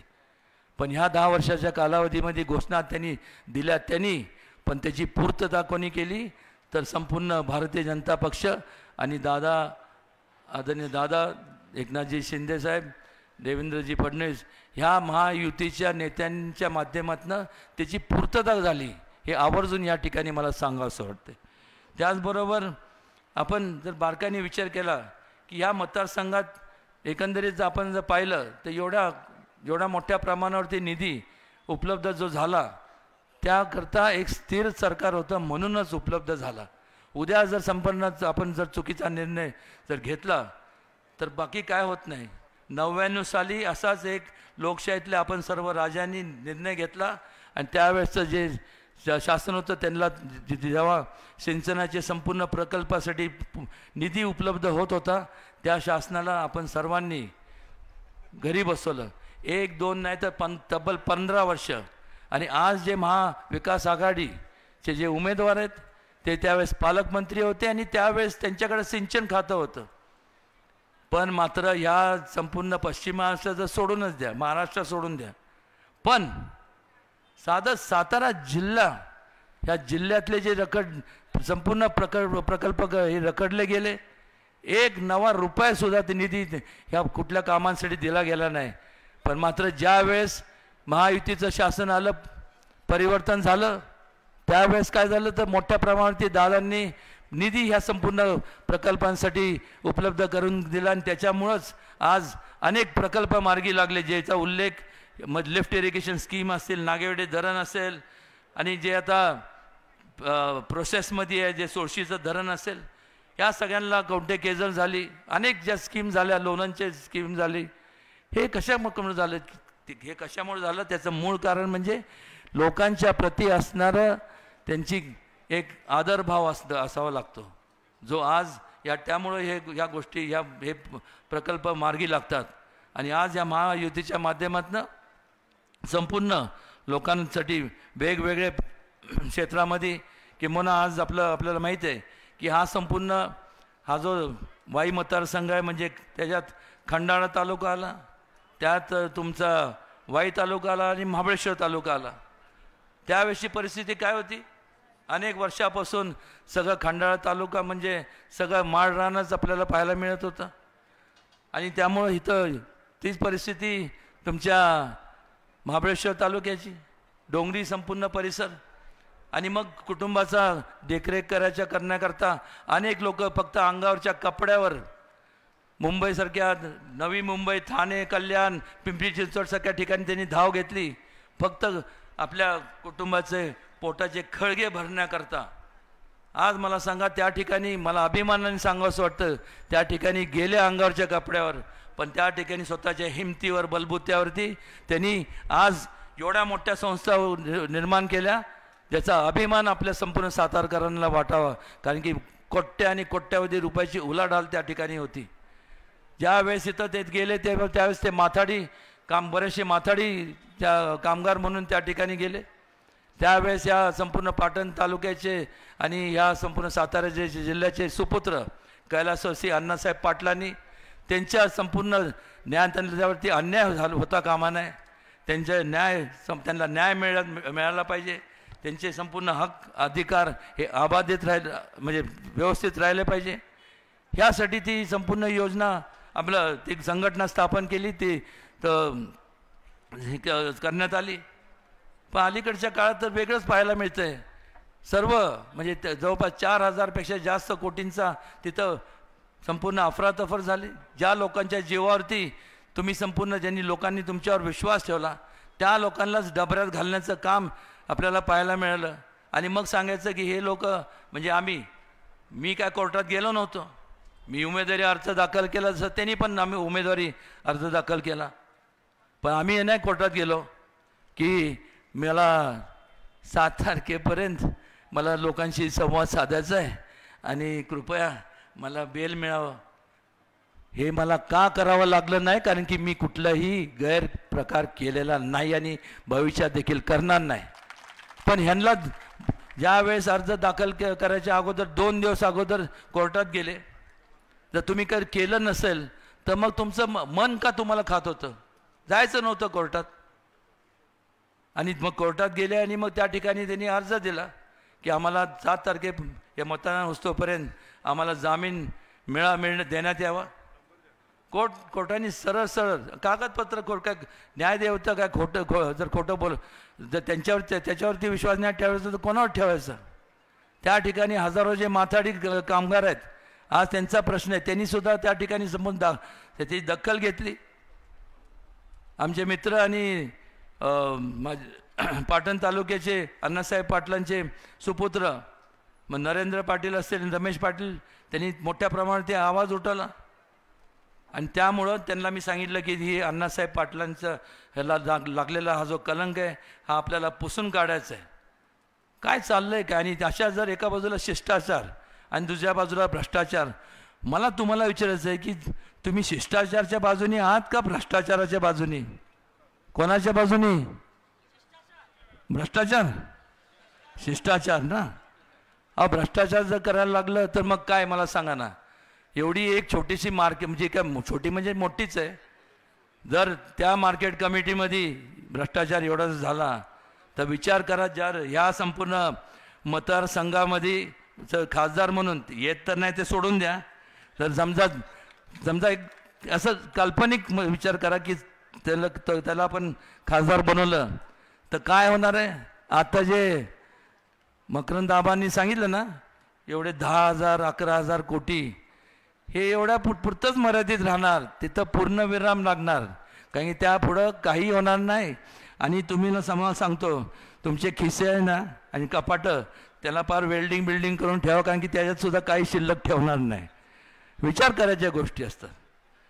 त्यामुळे ह्या संपूर्ण मतदारसंघातनं ज्या कृष्णे नदीचा उगम होतो, उगमापासून संगमापर्यंत जसं नमो गंगा ते शुद्धीकरण हाती घेतलं, त्याचबरोबर केंद्र शासनाच्या माध्यमातून अनेक ज्या नद्या त्यांच्या लिस्टमध्ये आहे त्यात कृष्णे नदीचा समावेश झालेला आहे. त्यामुळे त्या धर्तीवर या संपूर्ण कृष्णा नदीचा सुद्धा आपण शुद्धीकरणाचा आपण कार्यक्रम ह्या 5 वर्षाच्या कालावधीत राबवणार आहोत, जेणेकरून कुठल्याही परिस्थितीत कोणाच्या आरोग्याला धोका निर्माण होऊ नये. आणि त्याचबरोबर ह्या संपूर्ण निसर्गरम्य परिसर आहे, मोठ्या प्रमाणात ते टुरिस्ट केंद्र शासनाच्या माध्यमातून टुरिस्ट फॅसिलिटीज असतात. मग तुमचं नाईट सफारी असेल किंवा मग तुमचं म्हणजे जो वन विभागाचं ज्या जमिनी आहेत त्यातसुद्धा संपूर्ण आपल्याला शासनाकडनं मान्यता दिलं. जसं रणथंभोर नावाचं एक ठिकाण आहे, तिथं टायगर सँच्युरी म्हणजे जसं सह्याद्री व्याघ्र प्रकल्प इथं आहे, त्याच प्रकारे तिथंसुद्धा रणथंभोर व्याघ्र प्रकल्प आहे. त्या धर्तीवर मोठ्या प्रमाणात निधी आणून ते सुद्धा आपण चालू करण्याचा आमचा मानस आहे. ह्या संपूर्ण खंडाळा, शिरवळ, केसुर्डी या ठिकाणी मोठमोठे जे कारखानदारी पाहायला मिळते, त्याच प्रमाणावर तशाच धर्तीवर वाईची जी थोड्याफार थोड्या जी दुर्लक्षित झालेली किंवा तिथं जास्तीत जास्त कारखानदारी कशी येईल आणि रोजगार कसा उपलब्ध होईल यासाठी सुद्धा आम्ही प्रयत्नशील राहणार आहोत. जेव्हा आम्ही म्हणतो तेव्हा मी एकटा नाही, मी मकरंद आबा आणि ज्यांना विसरून चालणार नाही असे नितीन काका आणि नितीन बापू, आणि जिथं दोन नितीन असल्यानंतर विषयच संपला म्हणून समजा. हे सर्व निश्चितपणे करत असताना केवळ आम्ही एकटं जसं आमच्या स्वतःच्या मतावर मी निवडून जाऊ शकत नाही किंवा निवडून जाऊ शकत नाही, तसं आमच्यामुळं तुम्ही नाही आहात. तुमच्यामुळं विनम्रपणे सांगतो की आमच्यासारखे लोकप्रतिनिधी आहेत. आणि त्यामुळं तुम्हाला विश्वासात घेऊन तुमचा संपूर्ण कुठल्याही प्रकारे तुम्हाला ठेस न लागता किंवा तुम्हाला तुमचं जे मत तुम्ही देता आम्हाला बटन दाबून, त्याच्या एवढंच महत्त्वाचं जर काय असेल तर तुमचं वैचारिक मत म्हणजे तुमच्या सूचना असतील त्यासुद्धा महत्त्वाच्या आहे. आणि त्यामुळे तुम्ही एक लक्षात घेतलं पाहिजे, निवडून दिल्यानंतर तुमचं जबाबदारी संपत नाही, त्यातून चालू होती. प्रत्येकाने त्याचं हे लक्षात ठेवावं, कारण की आपापल्या ज्या ज्या ठिकाणी तुमचं वास्तव्य आहे त्या ठिकाणी नेमकं आपलं काय केलं पाहिजे याची जास्त माहिती तुम्हाला आहे. तशा सूचना आम्हाला दिल्यात. आता निश्चितपणे त्याच्यावरती केंद्र शासनाच्या आणि राज्य शासनाच्या माध्यमातून मी आणि मकरंदाबा आम्ही हातात हात घालून निश्चितपणे त्या पूर्ण तस नेऊ, एवढं या ठिकाणी आवर्जून सांगा असं वाटतं. आणि त्याचबरोबर आपल्याला माहिती आहे की स्ट्रॉबेरी, आलं आणि हळद मोठ्या प्रमाणावरती ह्या ठिकाणी त्याचं इथं उत्पादन होतं. याकरता संशोधन केंद्र त्या ठिकाणी केंद्र शासनाच्या माध्यमातून उभे केले जातील, हे सुद्धा सांगावंसं वाटतं. तीर्थक्षेत्राच्या बाबतीत बोलायचं झालं तर क्षेत्र महाबळेश्वर, मांढर देवी असेल, धोम, वाई, प्रतापगडचा आणि ह्या संपूर्ण याचा एक आराखडा तयार करून ह्याच्या डेव्हलपमेंट करता सो देखील संपूर्ण प्रयत्न करणार. मकरंदाबा तर निश्चितपणे त्यांनी ती प्रक्रिया चालू केलेली आहे. माझ्या परीने जेवढं काय हातभार लावता येईल, जेवढं काय करता येईल त्यात कुठं कमी पडणार नाही. त्याचबरोबर ह्या मतदारसंघात ज्या 3 मोठ्या नगरपालिका आहेत, महाबळेश्वर, पाचगणी आणि तुमची वाई नगरपालिका, जिथं आता ही सभा होत आहे, ह्याकरता सुद्धा UDच्या माध्यमातून केंद्र शासनाच्या माध्यमातून ज्या मोठ्या स्कीम्स असतील, अमृतच्या खाली असेल किंवा वेगवेगळ्या योजना असतील, या ठिकाणी आबांनी सांगावं काय करायचं आणि केंद्रातल्या शासनाच्या माध्यमातून संपूर्ण तिथं निधी तिथं मंजूर करून आणण्याचं काम माझं राहील. मगाशी हॅमचं तर आम्ही मागंसुद्धा आमचा पण प्रस्ताव होता, त्याचा उल्लेख आबांनी केला, त्यांनीसुद्धा दिला होता. सुरूर ते पोलादपूरपर्यंत जो रस्ता आहे, कारण की आपल्याला माहीत आहे. आणि मला सांगताना आनंद वाटतो की रोपवेचा जो प्रोजेक्ट आहे त्याला मान्यता मिळालेली आहे, म्हणजे धोमपासून प्रतापगडपर्यंत. पण आता फक्त राहिलं होतं, मी नितीन गडकरींशी बोलत असताना मी त्यांना सांगितलं की ते लवकर आम्हाला निधी उपलब्ध करून घ्या. पण दादा त्यावेळेस मला नितीनजींनी सांगितलं की ते महाराष्ट्र शासन ते करणार आहेत, त्यामुळं आपण ते म्हणजे लक्ष देऊन दिलं तर निश्चितपणे ते होईल याची मला खात्री आहे. आणि त्याचबरोबर एक सांगतो, मगाशी स्वाभाविक आहे प्रत्येकाला महत्त्वाकांक्षा असणं, आणि का नसाव्यात, का उदयनराजेंनीच त्या पदावर राहावं, का दुसरं कोणी नाही. आणि त्यामुळं नितीन काकांशी सुद्धा एक भावना होती की आपल्याला पण म्हणजे ॲम्बिशन प्रत्येकाला जर नसली तर मग आपण कुठं आयुष्यात कुठं पोचूच शकत नाही. आणि त्या हिशोबाने मी दादांना विनंती करणार आहे की दादा, नितीनसारखा एक चांगला उमदा असं एक नेतृत्व आहे, त्याला ह्या बाबतीत योग्य ते आणि महत्त्वाचं स्थान आपण देण्याचं काम करावं, ही विनंती संपूर्ण ह्या मतदारसंघ आणि संपूर्ण सातारा जिल्ह्याच्या वतीने आपल्याकडं मी करतोय. बराच वेळ झाला त्यामुळे मी आपला फारसा वेळ घेणार नाही. दादांचं आपल्याला मार्गदर्शन ऐकायचं आहे. आणि पुन्हा एकदा आपल्या सगळ्यांचं मनापासून आभार आणि धन्यवाद. जय हिंद, जय महाराष्ट्र, जय शिवराय.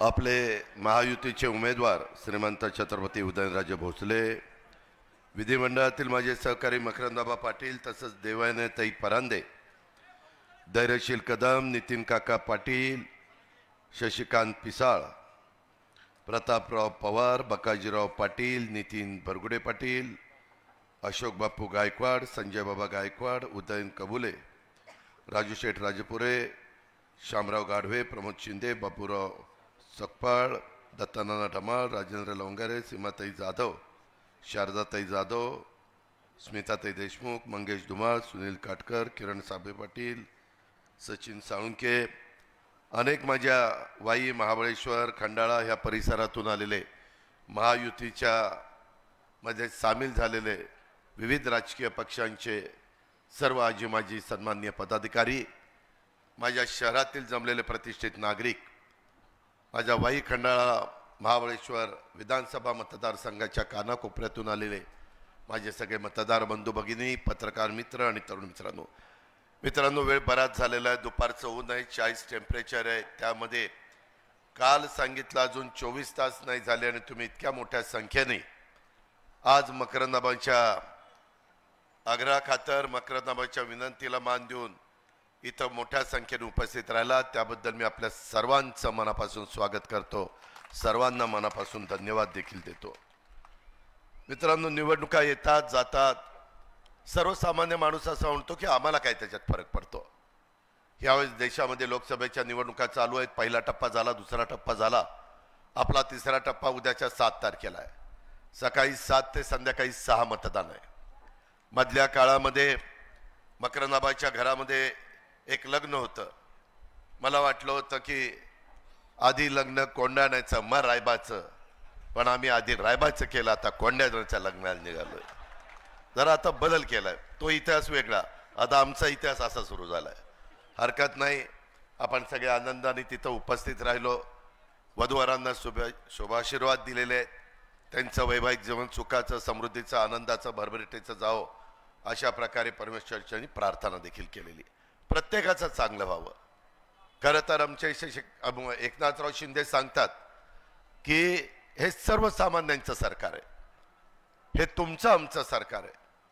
मी देवेंद्रजी आणि एकनाथराव ही कामं करत असताना माझाही हाच प्रयत्न आहे.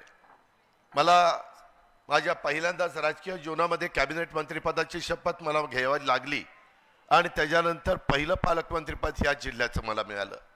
आणि हा जिल्हा स्वर्गीय यशवंतराव चव्हाण साहेबांचा जिल्हा आहे. अतिशय प्रेमळ असे कार्यकर्ते, जीवाला जीव देणारे कार्यकर्ते, ह्याचा अनुभव मी त्या 99 ते 2004 सालामध्ये घेतला.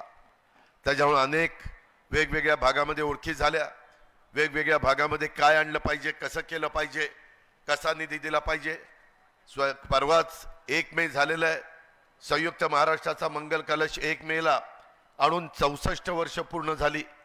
त्यावेळेस यशवंतराव चव्हाण साहेब हे काय कर्तबगार नेता आहे हे देशाला कळलं, जगाला कळले, महाराष्ट्राला कळले. आज मी जो राजकीय निर्णय घेतलेला आहे, मी अनेक चव्हाण साहेबांची पुस्तकं वाचलीत. चव्हाण साहेबांनी पण सांगितलं, चव्हाण साहेबांच्यावर पण काही राजकीय संकट आली, चढ उतार आले, त्याचे तुम्ही आम्ही साक्षीदार आहेत. परंतु त्यांनी त्याच्यामध्ये लिहिलंय, तुम्हाला शेवटचा माणूस आहे, बहुजन समाजाला खऱ्या अर्थाने मदत करायची असेल तर तुम्हाला सरकारमध्ये जाऊनच ती मदत करावी लागते. आज मी काही ताम्रपट घेऊन जन्माला आलेलो नाहीये, मी सत्तेला हपापलेलो माणूस नाहीये. पण चव्हाण साहेबांचा विचार, चव्हाण साहेबांचे आज जो दाखवलेला रस्ता आहे, मी ह्यावेळेस जो राष्ट्रवादी काँग्रेस पक्षाचा जाहीरनामा दिलाय त्याच्यामध्ये स्वर्गीय यशवंतराव चव्हाण साहेबांना भारतरत्न मिळालं पाहिजे अशा प्रकारची आपण मागणी केली. ठीक आहे, उशीर झाला, परंतु अनेक मोठ्यांना स्वर्गवासी झाल्यानंतर देखील तशा पद्धतीनं पुरस्कार मिळालेले आहेत.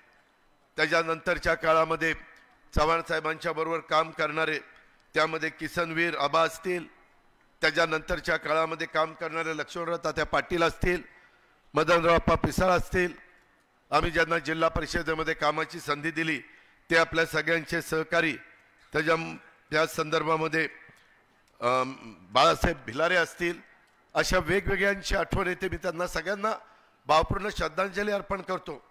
काळाच्या नियतीच्या पुढं तुमचं माझं काही चालत नाही. येणाऱ्या प्रसंगाला सामोरं जावं लागतं, बाकीच्यांना सावरावं लागतं आणि त्याच्यातनं आपल्या परिसराला पुढं घेऊन जावं लागतं. आज मकरंदाबा आणि त्यांच्या सर्व सहकाऱ्यांना दिवस कमी मिळालेले आहेत.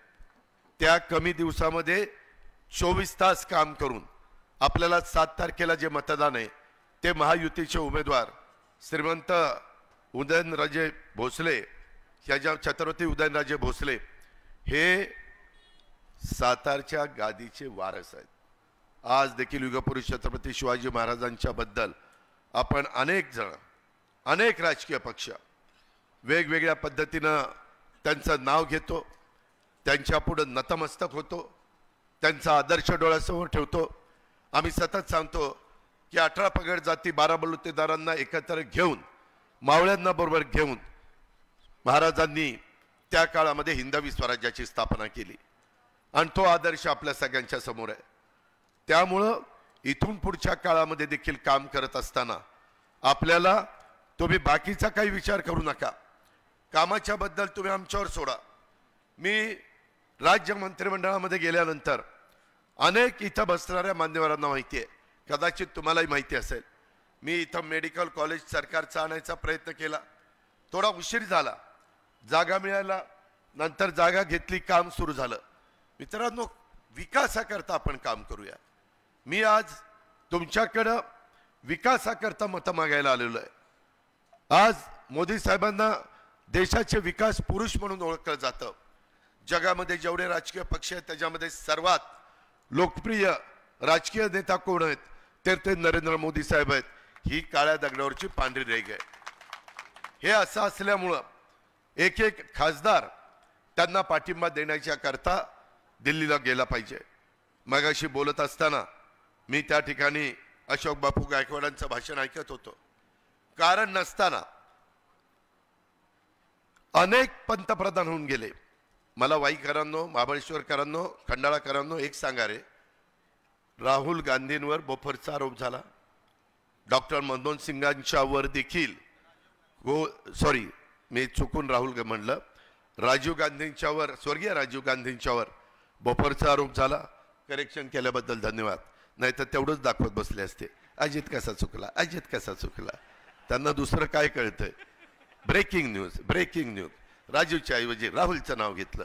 अरे ठीक आहे ना, त्याच्याच पोराचं घेतलं ना, आता बापाचं घेतो. काय बाप ताटात काय वाटीत काय, परंतु स्वर्गीय राजीव गांधी. मित्रांनो, त्यामध्ये मी आपल्याला सांगतो त्यांच्यावर पण बोफरचा आरोप झाला. मी त्यांनी मला तिकीट दिलं होतं 91 साली बारामती लोकसभा मतदारसंघाचं. नंतर एक दुःखद घटना घडली आणि राजूजी आपल्यातनं निघून गेले.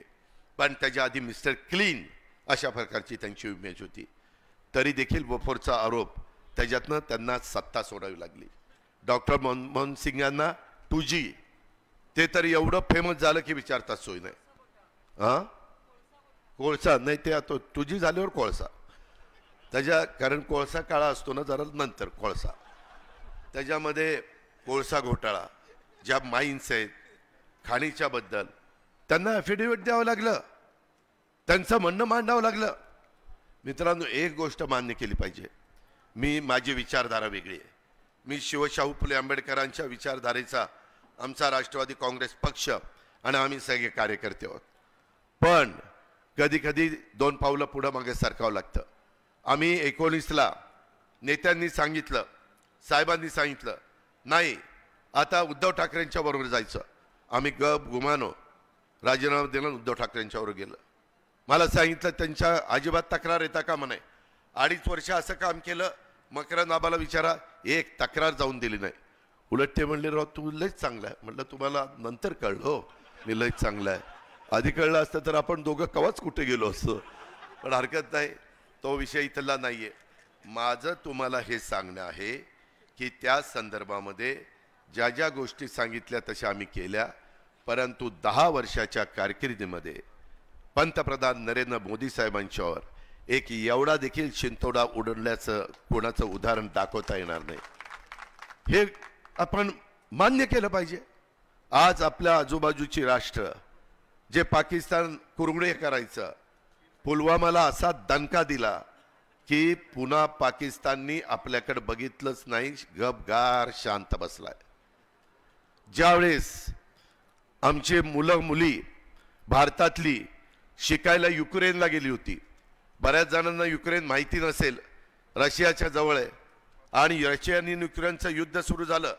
पुतिन रशियाचा मेन माणूस, आणि ते युद्ध सुरू झाल्यावर आम्हाला महाराष्ट्रामध्ये फोन यायला लागले, आमची मुलं तिथं, मुली तिथं डॉक्टरच्या शिक्षणाकरता गेल्यात, देशातली गेली. आम्ही नंतर पंतप्रधानांशी संपर्क साधला. पंतप्रधानांनी सांगितलं काळजी करू नका.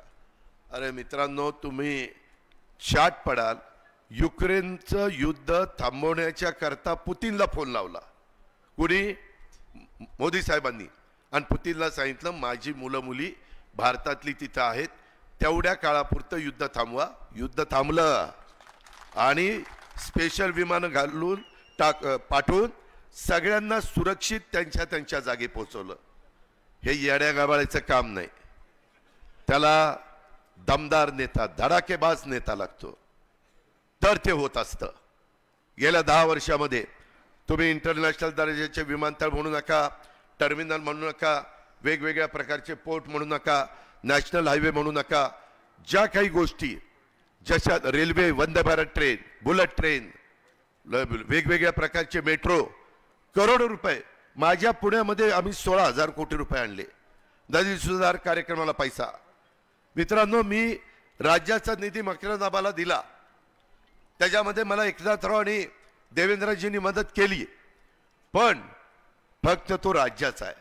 जर त्याला जोड देशाच्या निधीची मिळाली तर आपला परिसर कुठं जाईल.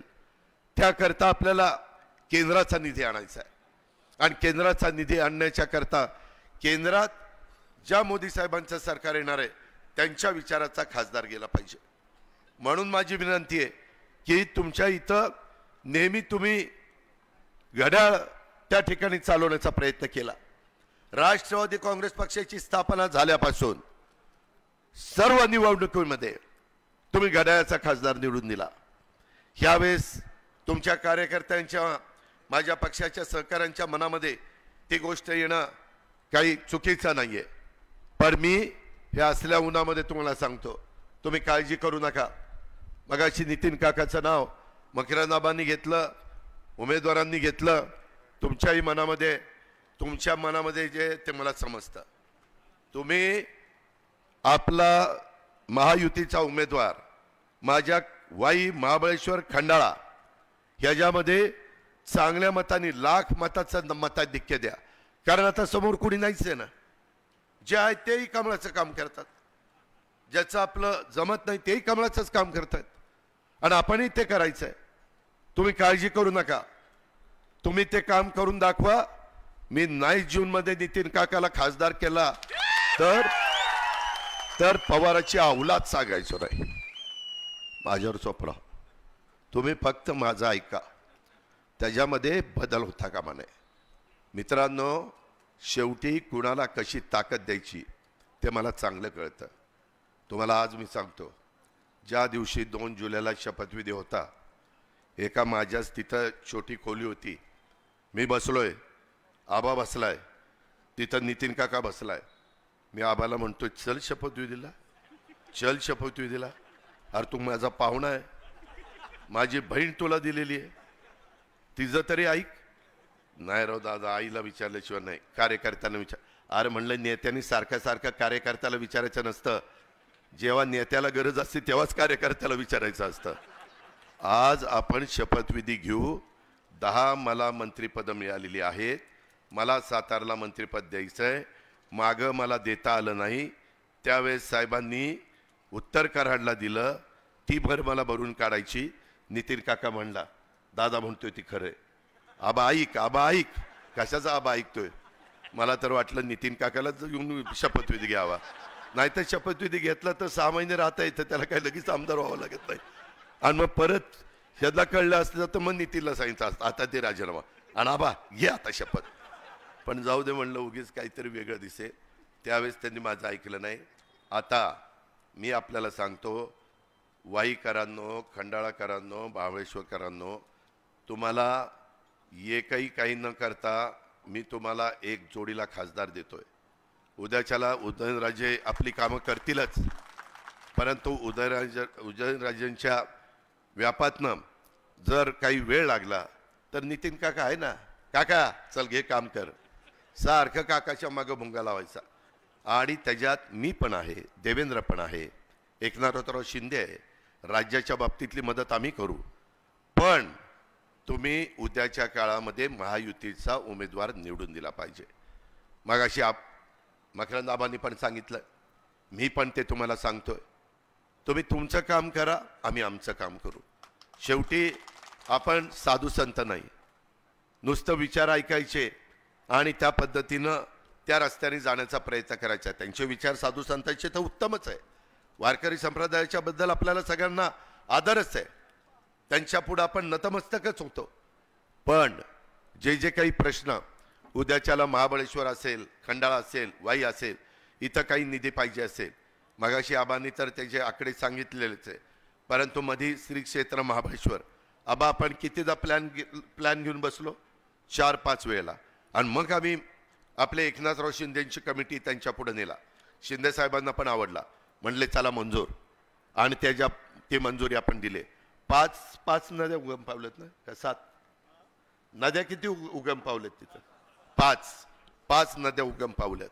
एवढं चांगलं करतो की लोक वेण्णा लेकला जातात, महाबळेश्वरमध्ये फिरतात, पण आल्यानंतर पर्यटक म्हणला पाहिजे चला आपण श्री क्षेत्र महाबळेश्वरच्या दर्शनाला जाऊ. एवढा सुंदर प्लॅन केलेला आहे. त्याच्यामध्ये प्रतापगडचं काम मध्ये आपण हातामध्ये घेतलंय, किल्ले गड ह्याचं संवर्धनाचं काम आपण हातामध्ये घेतलंय. स्कुबा ड्रायव्हिंग ह्याचा उपयोग तुमच्या माझ्या परिसरामध्ये सातारा जिल्ह्यात येणाऱ्या पर्यटकांना त्या ठिकाणी होणार आहे. पर्यटनाला चालना देण्याचं काम आपल्याला करायचं आहे. मध्ये आपलं सैनिक स्कूल, मला अनेक जण सांगायचे दादा चांगले लोक तिथे शिकले, त्याला मदत करा. 400 कोटी रुपयाची मदत केली. तुम्ही काळजी करू नका. तुम्ही ज्या पद्धतीनं स्वर्गीय यशवंतराव चव्हाण साहेबांचा वारसा पुढे आम्ही घेऊन चाललेलो आहे. आम्हाला काहींनी सांगितलं तोच राष्ट्रवादी काँग्रेस पक्ष, तोच झेंडा, तेच चिन्ह, परंतु ते वापरायचं नाही. आमचा फोटो, आम्ही गप्प बसलो. ते आपलं दैवत आहे, परंतु मी कोर्टात जाईल, आम्ही काही म्हणलो नाही. मी त्याच्याऐवजी ठरवलं की ठीक आहे, कोर्ट ते कोर्ट आहे, आपण चव्हाण साहेबांचा फोटो लावू. आता सगळीकडे राष्ट्रवादी काँग्रेस पार्टीच्या बॅनरवर चव्हाण साहेबांचे फोटो असतात. मित्रांनो, शेवटी अशा प्रकारची माणसं क्वचितच जन्माला येत असतात. ती त्यांना दैवी देणगी असती, त्याचा आदर आपण सगळ्यांनी करायचा असतो. जे काही 2 कारखान्याच्या बद्दल आबांनी उल्लेख केला, मी म्हणत होतो अरे नको घेऊ, मला ह्याच्यातली माहिती आहे. अरे लय जोरात म्हणजे कामाचं म्हणजे खेळखंडोबाच आहे. ते थोडेसे केस राहिले ती जातील, म्हणलं एक टाळक्यावर केस राहायचा नाही, दोघंही आपण सारखेच होऊ, असं आपली परिस्थिती होईल. पण काही बाबांनी ऐकलं नाही. तुमच्या रेट्या पुढं बाबांनी ते कारखाने घेतले. आता ते माग त्याच्यातनं मार्ग काढण्याच्या करता आम्ही NCDC पुढे गेलेलो आहे. त्याला राज्य सरकारने मान्यता दिलेली आहे. त्याच्यामध्ये अमित शाह साहेब म्हणाले की त्याच्यात काळजी करू नका, मी तुम्हाला मदत करतो. आज केंद्राचं सरकार चांगल्या कामाला मदत करत असतं. त्याचा पुरेपूर फायदा आपल्याला महाराष्ट्राला उचलायचा आहे, माझ्या सातारा जिल्ह्याला उचलायचा आहे, माझ्या वाई खंडाळा महाबळेश्वरला उचलायचा आहे.